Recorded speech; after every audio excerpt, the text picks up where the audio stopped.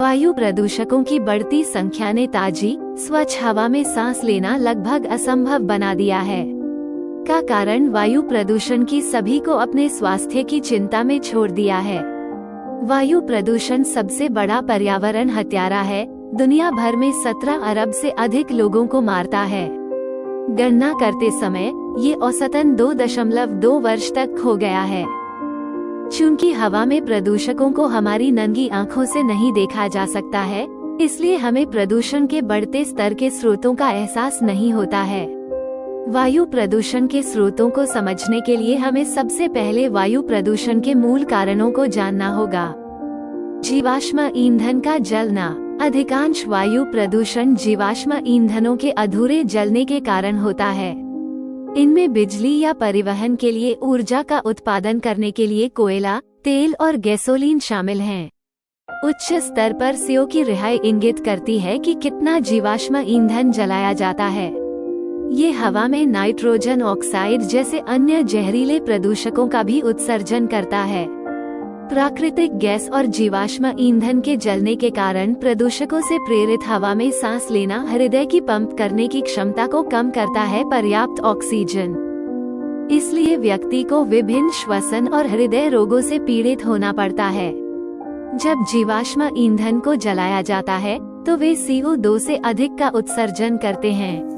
अकेले कोयले से चलने वाले बिजली संयंत्र अमेरिका में 35% हानिकारक पारा उत्सर्जन के लिए जिम्मेदार हैं। 2/3 SO2 उत्सर्जन अम्लीय वर्षा का कारण बनता है। जीवाश्म ईंधन के जलने से बड़ी मात्रा में धूल, कण प्रदूषण हमारी हवा में छोड़ी जाती है।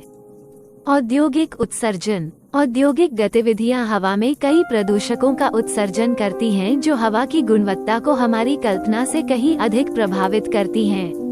पार्टिकुलेट मैटर 2.5 और 10 नंबर 2 SO2 और CO हैं प्रमुख प्रदूषक जो उत्सर्जित होते हैं उन उद्योगों से जो अपने माल के उत्पादन के लिए प्राथमिक ऊर्जा स्रोत के रूप में कोयले और लकड़ी का उपयोग करते हैं।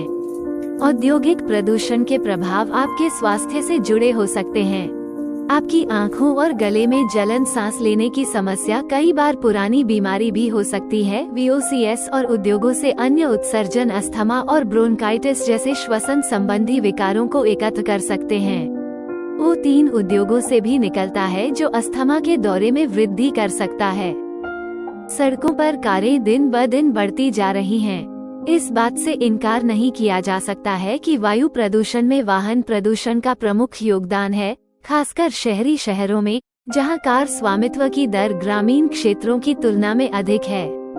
जब कार गैसोलीन जलाती है तो ये हवा में प्रदूषकों का उत्सर्जन करती है जो एक दिन में 10 सिगरेट पीने के बराबर हानिकारक है।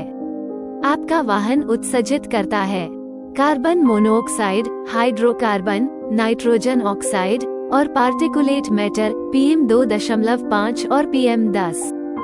जब वातावरण में वाहन प्रदूषण अधिक होता है तो यह ओजोन परत में एक छेद बनाता है जो स्मॉग में योगदान देता है और विभिन्न स्वास्थ्य समस्याओं का कारण बनता है। कचरे को खुले में जलाना। कचरे को खुले में जलाना आपके स्वास्थ्य और पर्यावरण के लिए जितना सोचा जा सकता है उससे कहीं अधिक हानिकारक है। एंगेज EPW के अनुसार दिल्ली का वायु प्रदूषण सार्वजनिक स्वास्थ्य का गला घोंट रहा है। दिल्ली बनाती है हर दिन 9,500 टन कचरा, जो इसे भारत का दूसरा कचरा डंपिंग शहर बनाता है। कचरे को खुले में जलाने से गंभीर स्वास्थ्य जोखिम हो सकते हैं, जिनमें शामिल हैं कैंसर, जिगर की समस्या, प्रतिरक्षा प्रणाली की हानि, प्रजनन कार्यों में कमी। कृषि संबंधी गतिविधियां। घटती वायु गुणवत्ता पर कृषि गतिविधियों का गंभीर प्रभाव पड़ा है।